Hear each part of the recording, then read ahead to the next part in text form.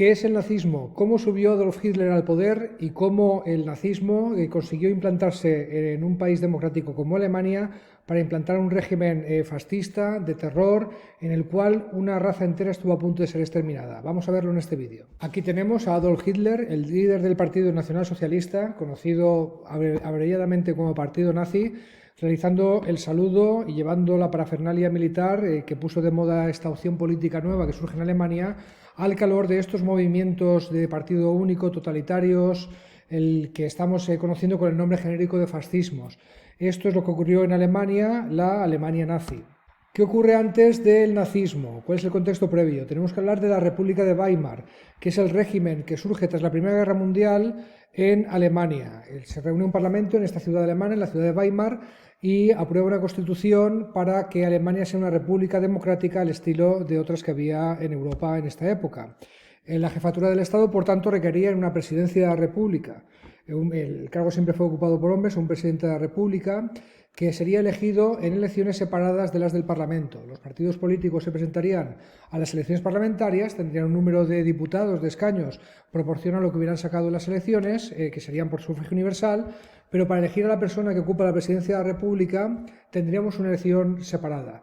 Las elecciones de los primeros años de esta República de Weimar estarían dominadas por el SPD, por el Partido Socialista Alemán, socialdemócrata, y el presidente de la República en los primeros años también sería de este partido. Tiene un poder muy importante que tenemos que entender el presidente de la República, que es nombrar al primer ministro. Nombra a un primer ministro que intenta hacer un gobierno apoyado por el Parlamento, pero la Constitución le deja al presidente de la República nombrar a cualquier persona que haya sido elegida. No tiene por qué ser del partido mayoritario. Si se elige a un presidente de la República que no quiere, por ejemplo, que un presidente sea socialista, pues aunque haya ganado las elecciones del Partido Socialista, puede nombrar primer ministro a alguien de otro partido. Y esto será importante para entender cómo Hitler llega a ser presidente de la República. Cómo llega a ser el primer ministro. Este título de primer ministro se conoce como canciller. ¿Vale? Cuando hablemos del canciller de Alemania, es el equivalente al presidente del gobierno en España o al primer ministro en países que tienen un rey. Es, digamos, el jefe del poder ejecutivo. En 1925, este señor de la foto es elegido el presidente de la República, después de varios presidentes de la República del Partido Socialista. Es Paul von Hindenburg, que es un mariscal bien conocido de la Primera Guerra Mundial, de ideas bastante conservadoras y nacionalistas. ¿Por qué el nazismo asciende en Alemania? ¿Por qué se convierte en una opción política que acaba ocupando la Cancillería y también la presidencia de la República después? Bien, tenemos que hablar del Tratado de Paz de Versalles, que, como sabemos, supuso una humillación para la mayoría de Alemania.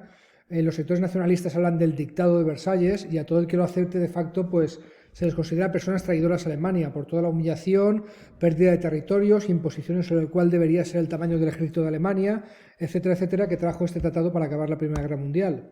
Las condiciones económicas en las que estaba Alemania pues también explican el ascenso del nazismo.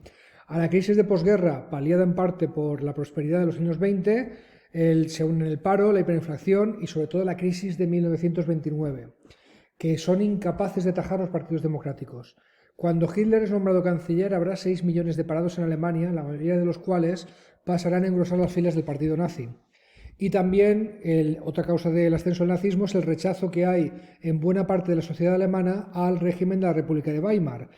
Rechazan el régimen, por un lado, los sectores nacionalistas alemanes que la consideran una imposición ajena de potencias extranjeras, parte de las condiciones del Tratado de Versalles, si lo queremos ver así. Es decir, y todo el que acepta el Tratado de Versalles es un traidor. Por lo tanto, consideran la República en sí como una traición a Alemania. Por otro lado, en el otro espectro político, en el otro lado del espectro político, están los comunistas, que creen que la República sigue siendo muy autoritaria, contraria a los intereses de la clase obrera, y ellos prefieren un tipo distinto de régimen, que no deja de ser un régimen apuntalado por la burguesía y el capitalismo. Sin embargo, sí que van a apoyar el régimen, por un lado, el Partido Socialista Alemán, no el comunista, sino el socialista, que va a ser mayoritario en el Parlamento durante gran parte de la duración de este régimen, y también un partido nuevo, el Zentrum. El Zentrum es un partido de base católica que va a ser una fuerza centrista conservadora, más tirando a conservadora, importante también en esta época, sobre todo antes del ascenso del nazismo. Y luego habrá pequeños partidos liberales que sí que van a apoyar a la República, comunistas, nacionalistas que no apoyan la República de Weimar también se van a presentar a las elecciones y van a tener algún apoyo parlamentario, van a tener presencia en el Parlamento. ¿Cómo nace el nazismo? Bueno, pues hay un pequeño partido que se llama el DAP, el Partido Obrero de Alemania, que cuando se le une este señor, un pintor de brocha gorda, excombatiente en el ejército alemán en la Primera Guerra Mundial, nacido entre la frontera entre Austria y Alemania, Adolf Hitler, se une a este DAP, Partido Obrero Alemán, que pasa a convertirse en el Partido Nacional Socialista Alemán, NSDAP. Añade las siglas NS de Nacional Socialista a sus siglas originales. Lo de nazi es una abreviatura de Nacional Socialista. Es un mote, una abreviatura por la cual se conoce a este partido político. Hitler, poco después de ingresar en él, se convierte en su líder, crea las secciones de asalto, las SA, que son un grupo paramilitar que viste un uniforme que recuerda la estética militar, aunque ellos no son soldados del ejército de Alemania.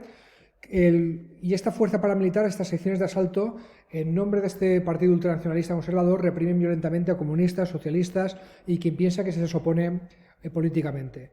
Hitler también es responsable de redactar un programa de 25 puntos en el que expone el ideario del NSDAP, que consiste en un rechazo radical al Tratado de Versalles. Quiere que Alemania se rearme, un rearme expansionista para unificar todos los territorios de habla alemana. Recordemos que había alemanes en parte de Checoslovaquia, en la región de los Sudetes, en parte de lo que era Polonia después de la Primera Guerra Mundial, en Austria, en parte de Suiza, y el NSDAP tiene un proyecto para unificarlos a todos. Es un partido de ideas también xenófobas y racistas. Xenófobas porque rechazan todo lo extranjero, todo lo que consideran ajeno a Alemania, y racistas porque especialmente se van a cebar con la comunidad judía. Van a recoger mucho pensamiento de la época, que no es propio suyo, es anterior, en la cual se habla de razas que son superiores, pueblos que son superiores a otros. Ellos consideran especialmente que Alemania pertenece a una raza antigua, la raza aria, y que las otras razas serían inferiores. Especialmente a la comunidad judía la van a culpar de todos los males de Alemania. Los de antes de la guerra, los después de la guerra, los de la época presente. La comunidad judía va a ser el chivo expiatorio contra el cual el nacionalsocialismo va a culpar de todos los males. También se caracterizan por un antiparlamentarismo, rechazan la República de Weimar, creen que las elecciones del Parlamento no van a funcionar, y por un antimarxismo. Aunque en lo económico podemos encontrar alguna similitud con el tema de que rechazan el capitalismo, aunque el nazismo va a plantear lo que se considera una tercera vía al capitalismo y al comunismo, son antimarxistas radicales porque niegan la lucha de clases de pleno. Después tenemos que hablar de que en 1923 el partido ha crecido, aunque todavía no tiene todos los miembros que va a tener en el futuro, pero en el 23 Hitler cree que se dan las condiciones para que con un golpe de Estado ocupe el poder de manera violenta por la fuerza en Alemania. Así que con sus seguidores intenta dar el Putsch.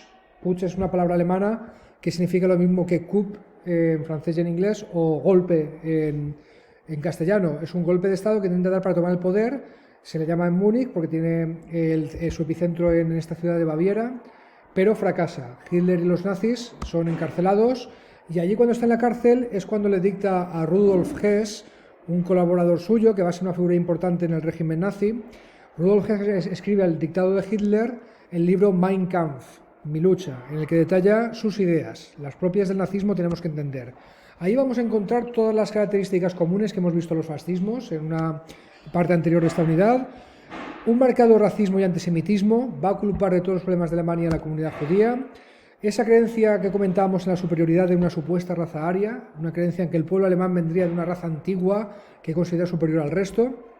La teoría del espacio vital, ese proyecto para unir a todas las tierras germanoparlantes. Y también su estancia en la cárcel pues le hace reflexionar y le hace ver que la vía de ocupación violenta del poder no va a ser la más adecuada, y cree que hay que tomar el poder por vía democrática. En cuanto sale de la cárcel y se vuelve a legalizar el partido nazi, que después del Putsch de Múnich se había legalizado, pues se vuelve a presentar a las elecciones, y el descontento reinante en la calle, sobre todo después de la crisis de 1929, hace que se convierta en una fuerza con muchísimo apoyo parlamentario. El NSDAP, el Partido Nacional Socialista, se convierte en un partido de masas gracias al uso de la propaganda, a la estética paramilitar y sobre todo a recoger ese descontento de la calle. Tropas de asalto se llaman, ¿no? Las secciones de asalto se llaman las milicias del partido nazi, lo cual nos puede recordar las tropas de asalto de Star Wars, la Guerra de Galaxias. De hecho, los uniformes de del partido, bueno, del Imperio Galáctico, de la Guerra de las Galaxias, están inspirados en los uniformes de las SS. Creo que hemos comentado ya en algún momento de las clases que un ejemplo de que los grandes empresarios están apoyando a los nazis como garantía de que iban a ser el dique de contención contra una posible revolución comunista en Alemania es, por ejemplo, que el diseñador Hugo Boss es quien diseña los trajes de la SS, de la Guardia Personal de Hitler, en la cual se inspiran los diseños de los trajes del Imperio de Star Wars, ¿no? ¿Cómo llega el nazismo al poder? Pues tenemos que hablar primero de la crisis económica de 1929.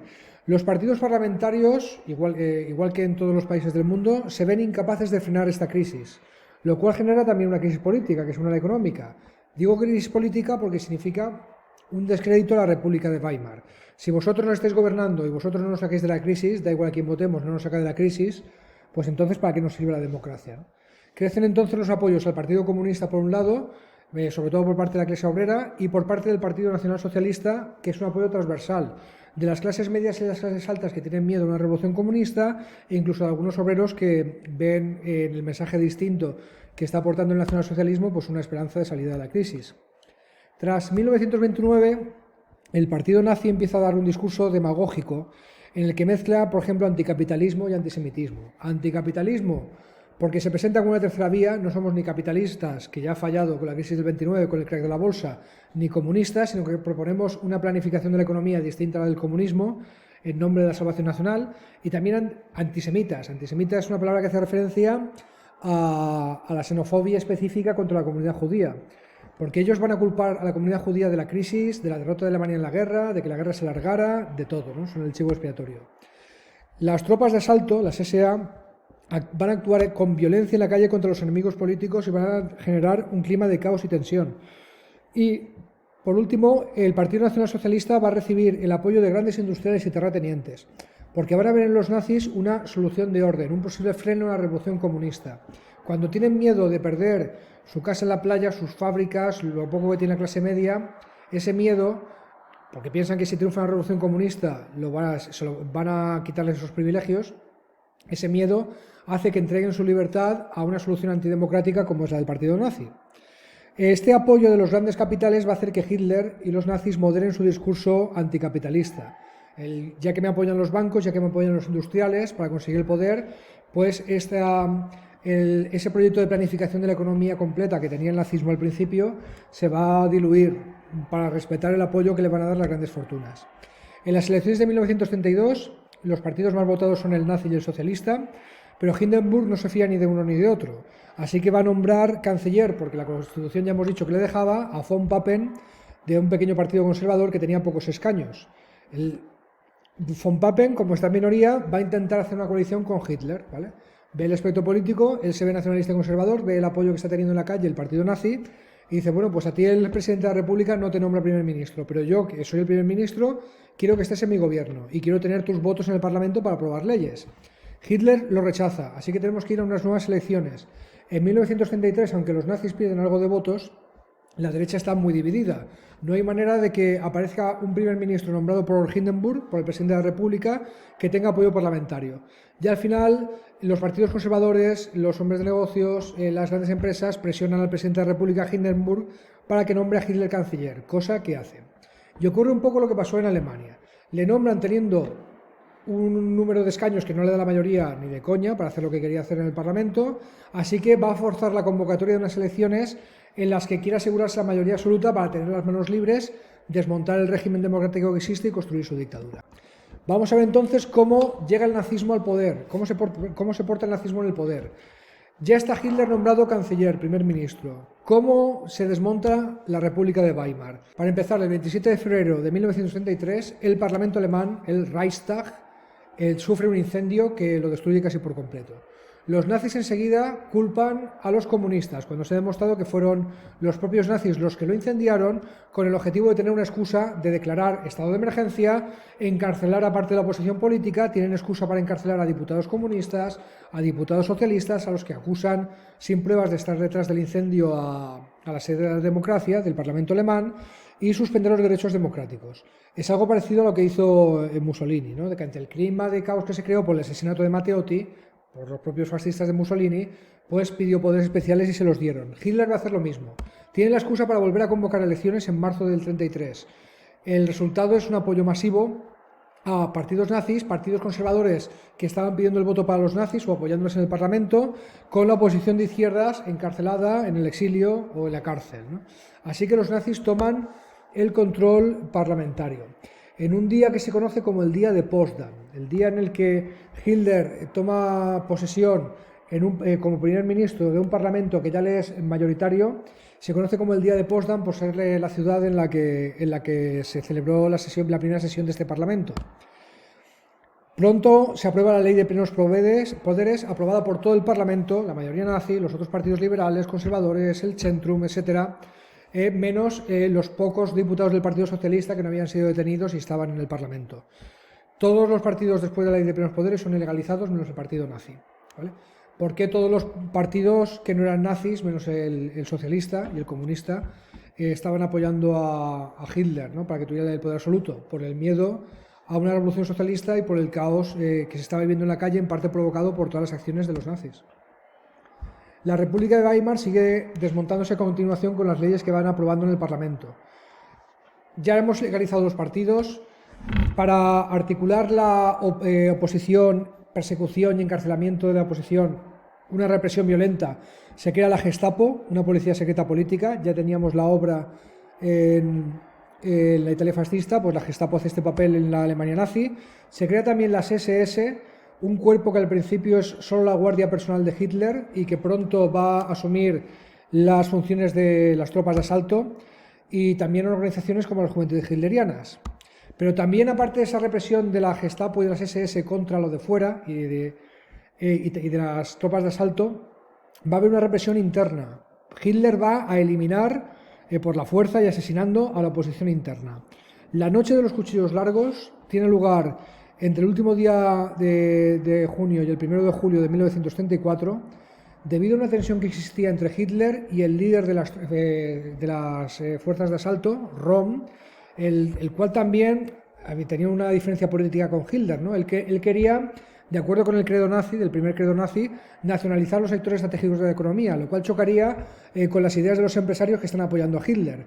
Pues por esto, por las ambiciones que tiene, porque Röhm aspira a que el ejército alemán esté bajo su mando como líder de la fuerza de choque y fuerza paramilitar del partido. Al final Hitler persigue a Röhm y a sus partidarios.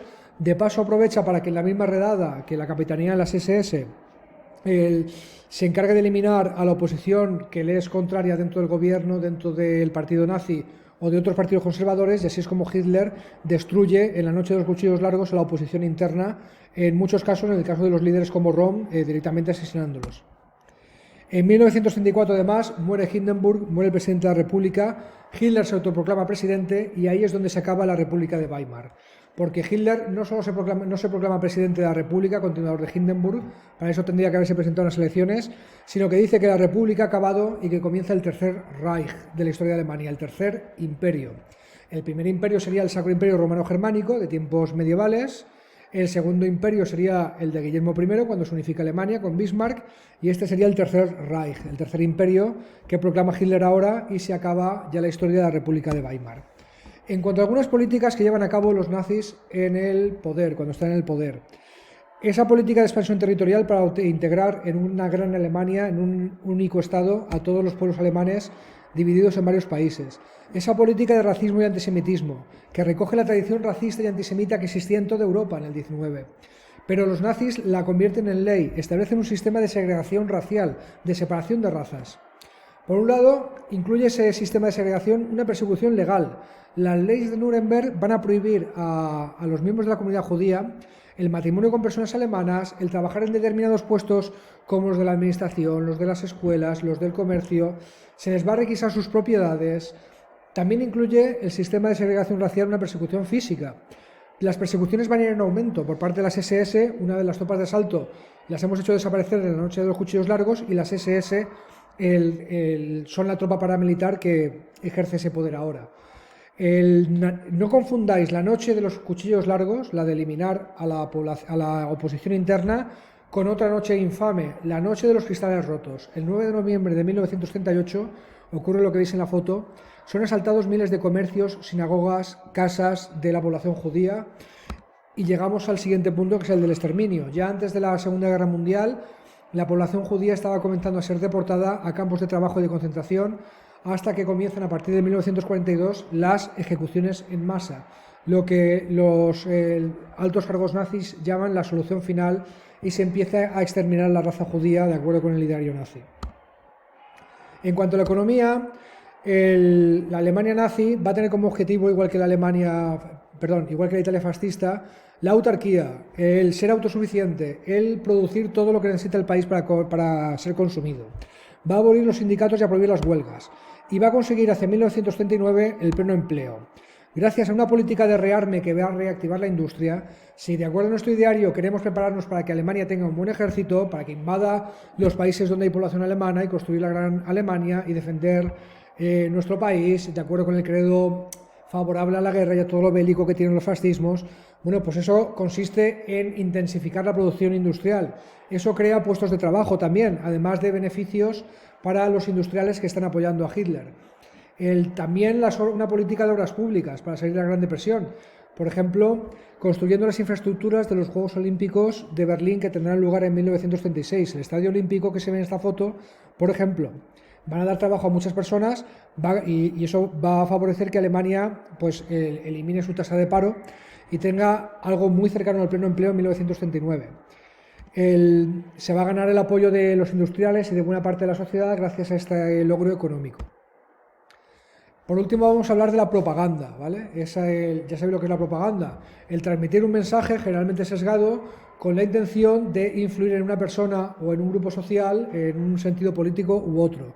Y los nazis demostraron ser unos maestros de la propaganda. Fue usada para convencer al pueblo alemán de que el régimen nazi les beneficiaba a ellos y a ellas. En esto tuvo un papel muy importante el ministro de propaganda. O sea, fijaros que crearon un ministerio solamente para propaganda, el Propaganda Rights Minister, Joseph Goebbels, autor de la famosa frase: una mentira repetida 1000 veces se convierte en verdad, ¿no? Va a ser el arquitecto de toda la parafernalia nazi, que alude, como veis, a la historia de Alemania, con este uso de las letras góticas, con ese hieratismo, no mostrar emociones, ¿no? Estética militar, aquí ese alemán con todos los rasgos de la raza aria, rubio, ojos azules, musculoso, el modelo de masculinidad según lo que entendían los nazis, construyendo el país físicamente.